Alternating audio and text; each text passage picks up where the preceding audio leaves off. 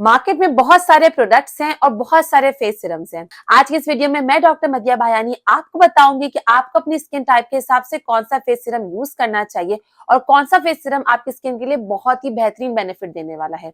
हम ये भी डिस्कस करेंगे कि जो लोग मार्केट बेस्ड फेस सिरम्स नहीं ले सकते या उन्हें सूट नहीं करते, तो वो घर बैठे किस तरीके से इजीली सिर्फ 2 से 3 चीजों से ही किस तरीके से अपने स्किन के हिसाब से फेस सिरम घर पे बैठ के आसानी से बना सकते हैं। हम बात करेंगे ड्राई स्किन की, ऑयली स्किन की, कॉम्बिनेशन स्किन की, जिन लोगों को एक्नी और पिंपल्स होते हैं, एक्नी प्रोन स्किन की हम बात करेंगे।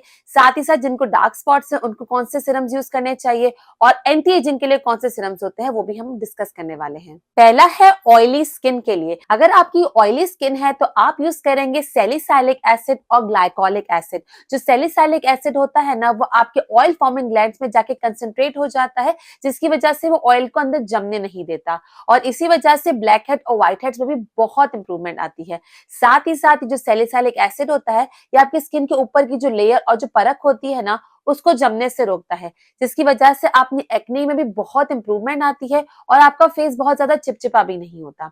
जो ग्लाइकोलिक एसिड है वो स्किन पे से सारी डेड स्किन को हटाता है, साथ ही साथ आपके फेस को कम ऑयली, कम चिपचिपा बनाता है, एक्ने को बहुत हद तक इंप्रूव करता है और जितने भी ओपन पोर्स होते हैं उनको क्लोज कर देता है। ऑयली स्किन वालों के लिए जो मेरे मार्केट बेस्ड रिकमेंडेशन है वो ये है। और जो लोग घर बैठे अपनी ऑयली स्किन के लिए फेस सिरम बनाना चाहते हैं, तो उन लोगों को लेना होगा एक अदद टमाटर यानी टोमेटो, उसका थोड़ा सा आप जूस लेंगे।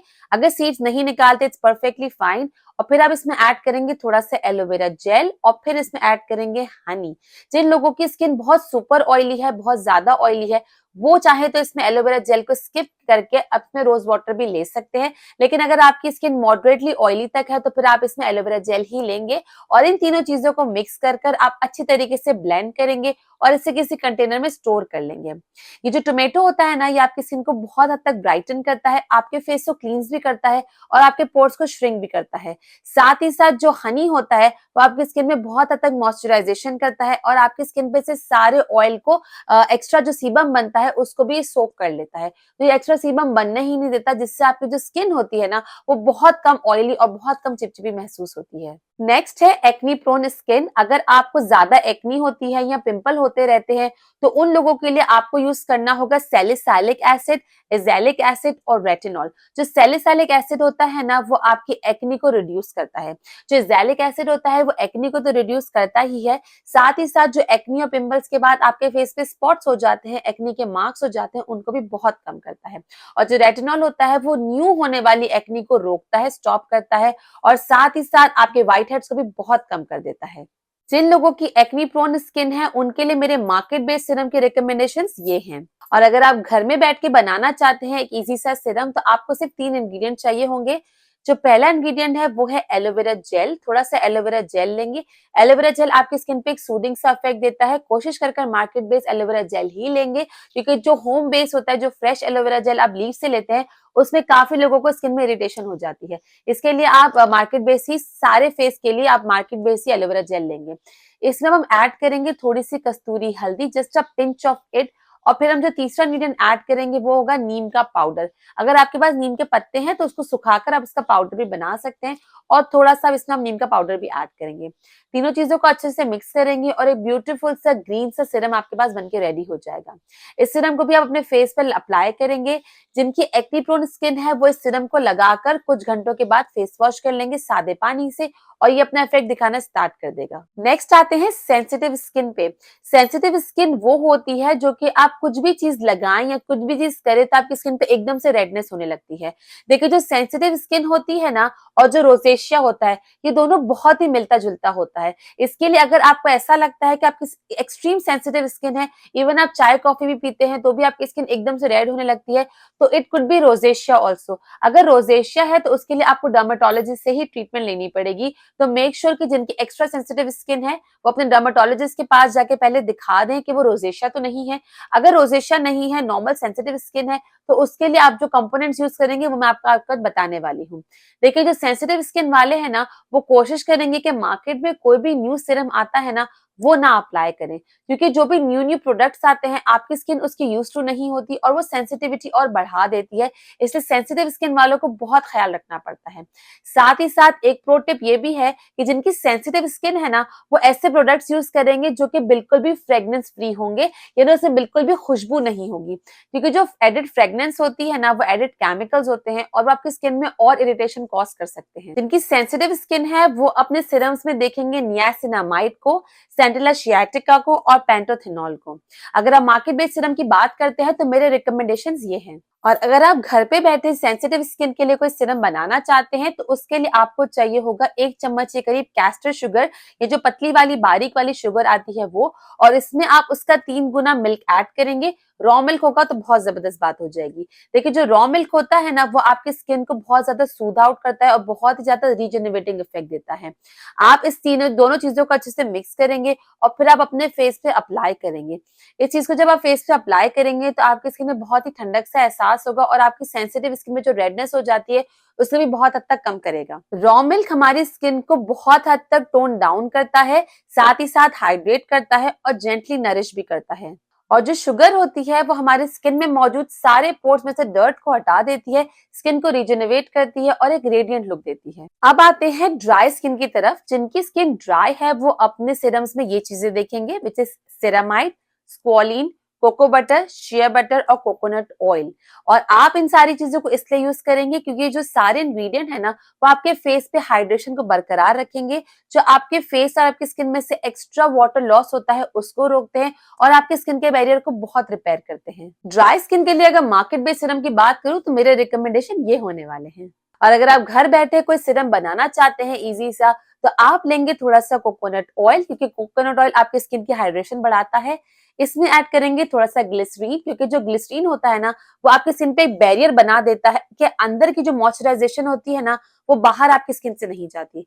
साथ ही साथ आप ऐड करेंगे एलोवेरा जेल, जाके आपकी स्किन को हाइड्रेट करता है और नरिश करता है। इन तीनों चीजों को आप अच्छे से मिक्स करेंगे, किसी भी अच्छे से कंटेनर में स्टोर कर लेंगे और आप इसे डेली अप्लाई करेंगे।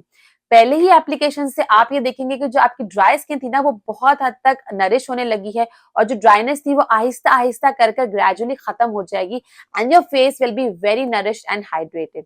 नेक्स्ट आते हैं बहुत ही इंपॉर्टेंट टाइप पे, विच इज डार्क स्पॉट्स। अगर आपकी स्किन पे डार्क स्पॉट्स हैं तो आप कौन सा फेस सीरम अप्लाई करेंगे?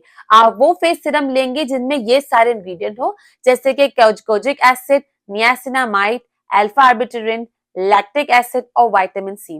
जिन लोगों की डार्क स्पॉट्स वाली स्किन है, अगर वो अपनी लाइफ में रूटीन में सनस्क्रीन नहीं अप्लाई करते तो इन सारे इंग्रेडिएंट का, सारे फेस सीरम का कोई भी फायदा नहीं होने वाला। विटामिन सी बहुत जरूरी होता है, साथ ही साथ सनस्क्रीन भी बहुत जरूरी होता है। अगर आप सनस्क्रीन लगाएंगे तो ही ये सारे इंग्रेडिएंट अपना बेनिफिट ज्यादा दे पाएंगे। तो डार्क स्पॉट्स वालों के लिए तो बहुत मैंडेटरी है कि वो सनस्क्रीन बिल्कुल लगाएं। आप में से काफी लोग जानते होंगे कि जो डार्क स्पॉट्स बन जाते हैं ना फेस पे, ये बनते हैं मेलेनिन की वजह से। और ये जो मेलेनिन होता है ना, इसे बनाता है एक एंजाइम जिसका नाम होता है टायरोसिनेज। अब ये जो कोजिक एसिड होता है और अल्फा आर्बिटरिन होता है ना, ये उस टायरोसिनेज एंजाइम्स को ही रिड्यूस कर देता है, बिल्कुल कट आउट कर देता है, जिसकी वजह से मेलेनिन नहीं बन पाता। और मेलेनिन नहीं बन पाता जिसकी वजह से आपको डार्क स्पॉट्स नहीं हो पाते। इसके लिए ये दो इंग्रेडिएंट आपके सीरम में होना बहुत जरूरी होते हैं। अगर इन सारे इंग्रेडिएंट में हम नियासिनामाइड की बात करें तो नियासिनामाइड कौन से लोग यूज करेंगे? ऑब्वियसली जिनको डार्क स्पॉट्स है, लेकिन साथ ही साथ उनकी स्किन बहुत सेंसिटिव है। वो अक्सर उनके साथ ऐसा होता है कि वो दूसरे किसी कंपाउंड के साथ यूज करते हैं, किसी सीरम के साथ यूज करते हैं, तो उनको रिएक्शन हो जाता है या उसकी स्किन बहुत आसानी से इरिटेशन हो जाती है उनकी स्किन पे। तो ऐसे लोग जो है ना, वो अपने सीरम्स में नियासिनामाइड देखेंगे, क्योंकि नियासिनामाइड इन सारी कंडीशंस में बहुत हेल्प करता है और डार्क स्पॉट्स को भी बहुत कम करता है। वही कोजिक एसिड और अल्फा आर्बिटरिन वो लोग यूज करेंगे जिनको डार्क स्पॉट्स है और जिनकी ऑयली स्किन है। ऑयली स्किन वालों के लिए कोजिक एसिड और अल्फा आर्बिटरिन तो बहुत ही अमेजिंग है, स्पेशली अगर आपके इसके साथ डार्क स्पॉट्स भी हैं तो। अगर डार्क स्पॉट्स के लिए हम मार्केट बेस्ड सीरम की बात करें तो मेरे रिकमेंडेशन ये होने वाले हैं। यही चीज अगर आप घर में बनाना चाहते हैं तो कोजिक एसिड के लिए सबसे बेस्ट जो इंग्रेडिएंट है वो है राइस वाटर, और लैक्टिक एसिड के लिए जो सबसे बेस्ट इंग्रेडिएंट है वो है आपका मिल्क। इसलिए हमने थोड़ा सा राइस वाटर यहाँ पे ले लिया है, इसमें हमने ऐड किया थोड़ा सा मिल्क, और फिर जो थर्ड इंग्रेडिएंट हमने ऐड किया वो है एलोवेरा जेल। मेक श्योर कि एलोवेरा जेल आप जितने भी फेस रेमेडीज के लिए ले रही हैं वो मार्केट बेस्ड ही हो, प्योर हो, क्लियर हो, उसमें कोई कलर ना हो और आप जो फ्रेश एलोवेरा जेल होता है ना, जो कि पत्ते में से होता है, लीव्स में से होता है, वो नहीं यूज कीजिएगा क्योंकि वो काफी लोगों के स्किन पे इरिटेशन कॉज कर देता है। इन तीनों चीजों को हमने अच्छे से लेकर मिक्स किया, इसको एक कंसिस्टेंसी में फॉर्म करेंगे, कहीं भी इसको अच्छे से जगह पे स्टोर करेंगे और डेली अपने फेस पे इसको अप्लाई करेंगे। इसको अप्लाई करेंगे तो कुछ ही महीनों में आप देखेंगे कि आपकी जो स्किन है ना, उसमें से बहुत हद तक डार्क स्पॉट्स कम हो रहे हैं।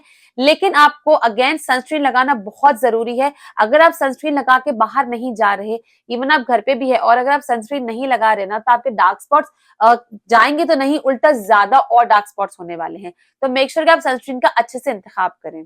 अब बात करते हैं एजिंग स्किन की। अगर आपकी स्किन एजिंग है तो आप कौन से फेस सीरम्स इस्तेमाल करेंगे? आप ऐसे फेस सीरम इस्तेमाल करेंगे जिसमें मौजूद होगा retinol, vitamin C, hyaluronic acid और पेप्टाइड्स। हम सब जानते हैं जो रेटिनॉल होता है वो एजिंग स्किन के लिए परफेक्ट होता है क्योंकि ये बूस्ट करता है आपके कोलेजन को, फाइन लाइंस को भी कम करता है और रिंकल्स को भी साथ साथ कम करता है। जो विटामिन सी होता है वो आपके कोलेजन को तो बूस्ट करता ही है, साथ ही साथ आपके जो फेस पे मौजूद डार्क स्पॉट्स होते हैं उन पे भी जाके काम करता है, उन्हें भी कम करता है और आपको सनलाइट से बहुत हद तक प्रोटेक्ट करता है, यूवी लाइट से बहुत हद तक प्रोटेक्ट करता है। जिनकी एजिंग स्किन है और अगर वो ये सारे इंग्रेडिएंट लगा रहे हैं, उनको भी सनस्क्रीन लगाना बहुत जरूरी है। वहीं अगर हाइलुरोनिक एसिड और पेप्टाइड्स की बात करें तो ये दोनों चीजें जो है आपकी स्किन को बहुत प्लम्प करती हैं, हाइड्रेट करती हैं और जो स्किन ज्यादा हाइड्रेटेड रहती है ना, उसको लॉन्ग टर्म में जाकर फाइन लाइंस और रिंकल्स कम होते हैं। लेकिन यहाँ पे ये बात नोट करना बहुत जरूरी है कि अगर आप हाइलुरोनिक एसिड यूज कर रहे हैं ना, तो साथ में आपको उसके रेटिनॉल इस्तेमाल करना बहुत जरूरी है। हाइलुरोनिक एसिड और पेप्टाइड्स अगर आप अकेले यूज कर रहे हैं तो वो आपको एंटी एजिंग इफेक्ट बहुत ही कम देगा, लेकिन वो आपको प्लम्पी प्लम्पी इफेक्ट, जो उसका जो इमीडिएट इफेक्ट होता है ना, वो ज्यादा देगा। अगर आपको लॉन्ग टर्म में फाइन लाइंस और रिंकल्स खत्म करने हैं तो आप हाइलुरोनिक एसिड या पेप्टाइड के साथ ये कोशिश करेंगे कि उसमें रेटिनॉल भी हो या विटामिन सी भी आप इस्तेमाल कर रहे हो। अगर आप मार्केट बेस्ड सीरम का रिकमेंडेशन चाहते हैं तो मेरे रिकमेंडेशन ये होने वाले हैं। और अगर घर बैठे आसानी से फेस सीरम बनाना चाहते हैं तो आप ले लेंगे थोड़े से गाजर यानी कैरेट। थोड़े से गाजर को लेके अच्छे तरीके से कद्दूकश कर लेंगे। जब ये अच्छे तरीके से कद्दूकश हो जाएगा तो हम इसे रखेंगे एक कंटेनर में और उस कंटेनर में हम डालेंगे ऑयल। अभी जो ऑयल है इसके लिए आपके पास बहुत सारे ऑप्शन है, गौर से सुन लीजिएगा। देखिए, यहाँ तो आप होहोबा ऑयल, जिसे हम जोजोबा ऑयल लिखते हैं लेकिन कहते हैं होहोबा ऑयल, ये भी डाल सकते हैं। ऑलिव ऑयल भी डाल सकते हैं। अगर आपके पास दोनों में से कुछ भी नहीं है तो आप कोकोनट ऑयल भी डाल सकते हैं। मैंने यहाँ पे दोनों थोड़ी थोड़ी क्वांटिटी में डाला था। आपके पास इन तीनों में से जो भी अवेलेबल हो आप वो एक सिंगल ऑयल भी डाल सकते हैं। जो भी आपके फेस के लिए सूटेबल होता है, आप पहले इस्तेमाल कर चुके हैं, वही ऑयल इसमें यूज करेंगे। ये ऑयल आपने इस कैरेट में डाला और आप इसको ओवरनाइट के लिए एटलीस्ट रख देंगे।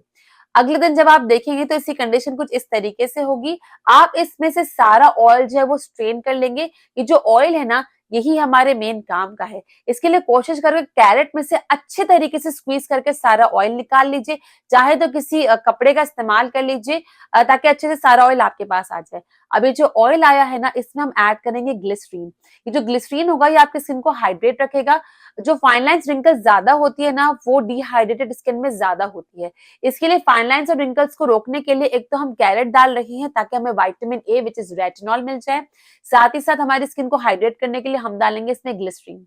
और ग्लिसरीन के बाद हम इसकी कंसिस्टेंसी को बेहतर करने के लिए, इसको जेल लाइक कंसिस्टेंसी बनाने के लिए हमने इसमें ऐड किया था एलोवेरा जेल। तीनों चीजों को जब आप अच्छे से मिक्स करेंगे, इट विल टेक टाइम ताकि ये एक फॉर्मेशन में आ जाए, कंसिस्टेंसी में आ जाए। इस तरीके से इसकी जेल लाइक कंसिस्टेंसी बन जाएगी। इसे आप अच्छे से स्टोर करेंगे और आप इसे डेली अपने फेस पे अप्लाई करेंगे।